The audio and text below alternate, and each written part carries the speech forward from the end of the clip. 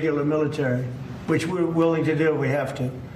And after we do this, we'll go to another location and we'll make it safe also. We're going to make our country very safe. We're going to make our cities very, very safe. Chicago's a mess. You have an incompetent mayor, grossly incompetent. And we'll straighten that one out probably next. That'll be our next one after this. And it won't even be tough. And the people in Chicago, Mr. Vice President, are screaming for us to come.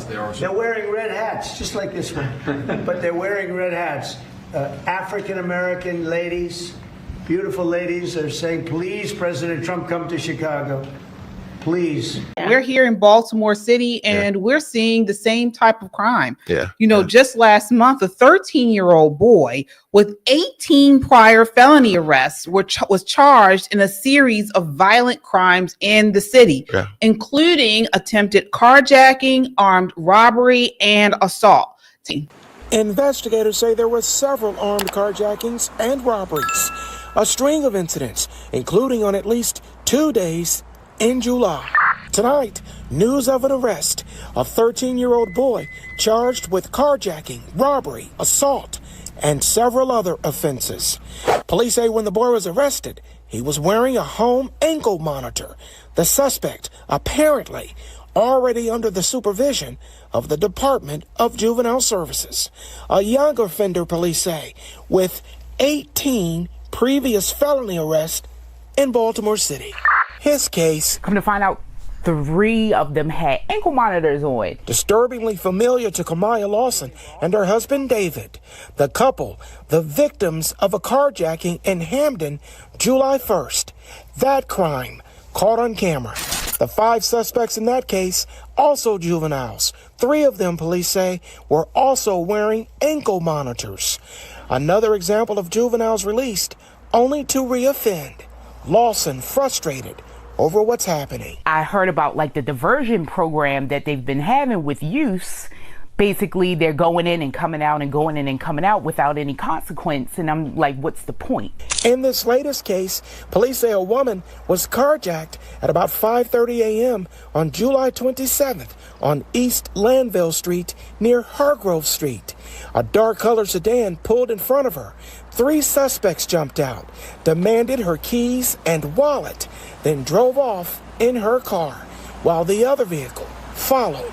Later that same day, police responded to Madison Avenue, where a woman told officers she'd been robbed at about 5 a.m. that morning on East 24th Street. Suspects in a black sedan rolled up. 3 suspects jumped out with a gun, took her purse and her house key. Wow. 18 prior arrests, and he was still released. Fitzgerald, what's going on? How can that even be? This is unfortunately the status quo at the Department of Juvenile Services. Well, they have a philosophical approach where they don't believe in detention no matter what. And I actually remember during the legislative session, Senator Jeffrey Wallstreicher, I'm almost positive he's the vice chair of the Judicial Procedural Committee. And I remember he was pressing the old DJ Secretary Vincent Schiraldi, and he asked him, do you guys have a substantive way of how you actually calculate recidivism, or do you track it? And that's something that he couldn't answer. Yeah. So, and people think that maybe this new DJS secretary that's coming in, Betsy Talatino Fox, will be somewhat of a change or a difference. And that's unfortunately probably not going to happen, because this is the philosophical approach, even just from the Moore administration too also. So DJS, they have this intake sheet with the intake specialist where they use it as a fair mechanism to not over incarcerate these children that constantly are in the system. But it's just really just a mechanism that they use ultimately to throw those kids back into the streets and then allow them to recidivate, unfortunately. So this is a big problem that the governor hasn't been able to get under control. And that's why I find it so offensive when I see him on national news television telling this crime reduction record, where actually the Department of Juvenile Services is a total mess. And I find it so insulting for him to say, oh, well, in Baltimore City, instead of 350 black men dying this year, it's about only 250 or so, something like that. But this is an issue where I think the only time we will be able to solve it is if there's a change in leadership in the governor's office. Absolutely. Absolutely. And with some new members in also the General Assembly, because that's the most high profile position as the governor, and everyone's focused on him, rightfully so. But unfortunately, a lot of our voters in Maryland aren't necessarily familiar with who are their delegates are, who their state senators are. And that's not on the voter. That's not their fault. That's on the politician. It's incumbent on them to make themselves very omnipresent and ubiquitous in their community and talk to them about these issues. But them too, also the legislators, they fully support not detaining any of these children and then allow them to eventually recidivate, unfortunately. Wow. So Nicole, let's talk about these numbers, because this is something that I really looked into and I was a little confused. So when you look at juvenile arrests in Baltimore City, they are down. They've been going down year by year. So from 2010, which we had 5,525 juvenile arrests, right now in 2024, there were approximately 780 juvenile arrests. But what has increased is the major crime for juveniles has increased. Violent crime has increased. So they keep touting, the Democrats tout that no, juvenile arrests are down. But in actuality, the major crimes, violent crime, is up in juvenile arrests. Yes. So what are your thoughts on what's going on here? Well, again, we can make a statistics say anything we want it to say. You can fudge the numbers when you're not looking at whole numbers. And I keep saying this, people say crime is down. And my reply to that, as compared to what? As compared to being the murder capital of the world? Yeah, you knock 100 or two off, but you're still 200, 300 people dead, right? Tell that to the grieving families that crime is down. See how that flies with it. But here in Maryland, our juvenile justice system is not about punishment. It is about rehabilitation, right? So what they do is they arrest the juvenile, they call their parent, and let them know that, we have your kid, this happened. And then they release this child who's not getting any parental support, who doesn't have any community support, right back into the same situation that he was in before. He or she was in before. So we're not getting any fix. What they're learning is I can do what I want and move with impunity. No one's going to do. Who's going to check me, boo? Well, they're going to put me in detention center with my friends so I can learn to be a better criminal. Right. Well, he was put on, and he had the ankle monitor on too. So his friends knew where he was. But let me tell you, when they talk about these juvenile detention centers, they just had a big study done where there's drugs, alcohol, sexual abuse. I mean, it has run amok. Now, to his credit, Governor Moore did release the secretary who was over top of the DJS, but that wasn't the guy who was in charge of watching these kids. You can't cut off a piece of fruit and expect the rotten tree to die. You got to dig down in the roots. And the roots for us is, like you said, in our state legislature. We have so many hysterical, uber liberal Democrats in our state legislature who say simple things like, we're not going to charge a kid with a felony for stealing more than $2,000. Well, it seems like an arbitrary number, but the $2,000 is the cost of a cell phone. So if a kid steals another kid's cell phone, it won't be a felony, right? So they're looking at little tiny things where they can tweak the system. And their pushback is that they want to give children an opportunity to grow up, even if they make a bad decision. Here's my pushback. 13 bad decisions, 14, 18 bad decisions. 18. It tells me that we're failing these children. We're failing them because he's little now. Give him about 5 years. When he's big like Fitz, and he wants your wallet, and Yana's out of pepper spray. You know what I mean? We're going to have to jump him. Where's Shelly with the guns? It's going to have to go down. We have got to stop allowing the children to dictate the terms of justice. We as adults have to say, okay, you made one mistake. We'll work it out. But you can't stay at home with your parents because they don't know how to control that, right? So what about in Maryland? There have been they updated the laws for juvenile justice this year. So do you all see any change happening with those updates?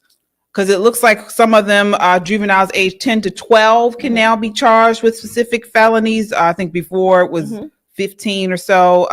The probation periods maximum initial probation period is 2 years, extended from 1 year under the prior law. Do you know? There won't be a change, because when these children interface with the juvenile justice system, they need a service. Yes.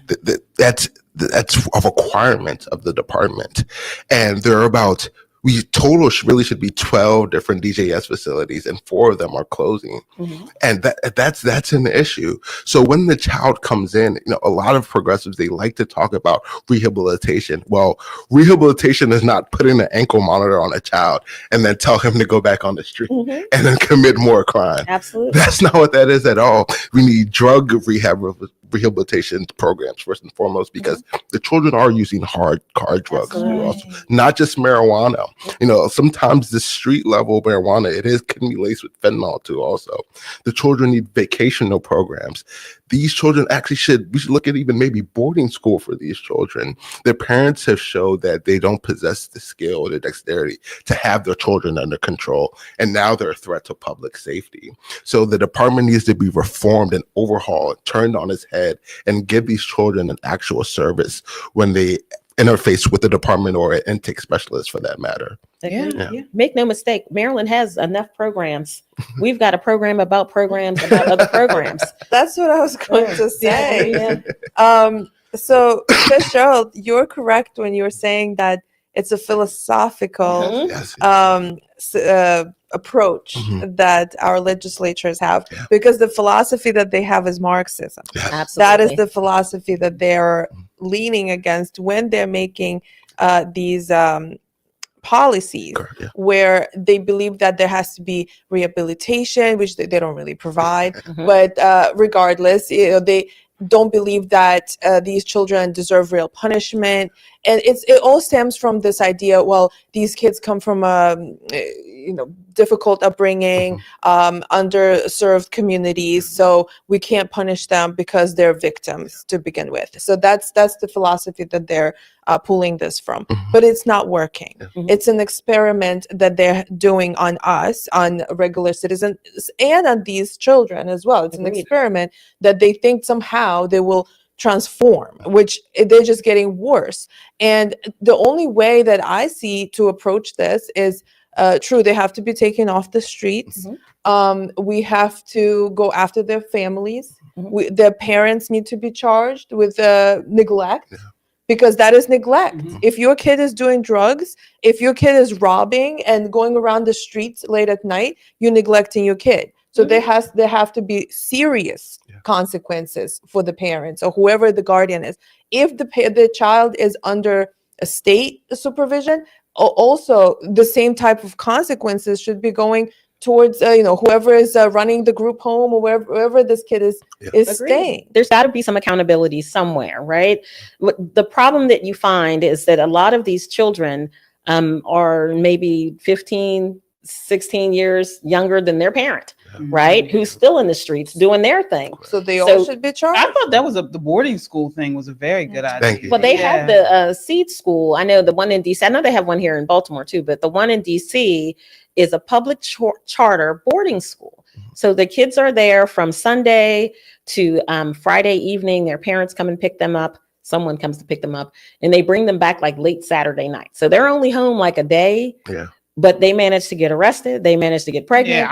They have managed to do all that kind of thing. Well, the staff need a break. Let me tell you, because there are a lot. My sister is one of the leaders at the school, and I've been there many, many times. And some of the kids, you have to win the lottery to get in. You are very excited. They want to learn. It's a small learning environment. They take wonderful trips. They learn lots of new things. But some of the children are there under court order. So when you have kids who are actually wanting to learn and do the right thing, mixed in with someone that the judge said, rather than lock you up for what you've done, I'm going to send you to the school. It turns into a very nasty situation. It's a mess, and it's unfair Absolutely. to the children who do want to learn and who actually, maybe they just have a difficult situation at home. Like that is not fair. And those that commit crime need to be detained. And I'm sorry, but they might be a lost generation. So the ones that have 18 felonies at 13 years old, I'm sorry, there's nothing you can do for this kid. The only way that he might learn if he sees harsh, very harsh consequences. Yeah. Well, we want you guys to sound off in the chat. What do you all think should be done about this spike in serious juvenile crime? Sound off and let us know what you think.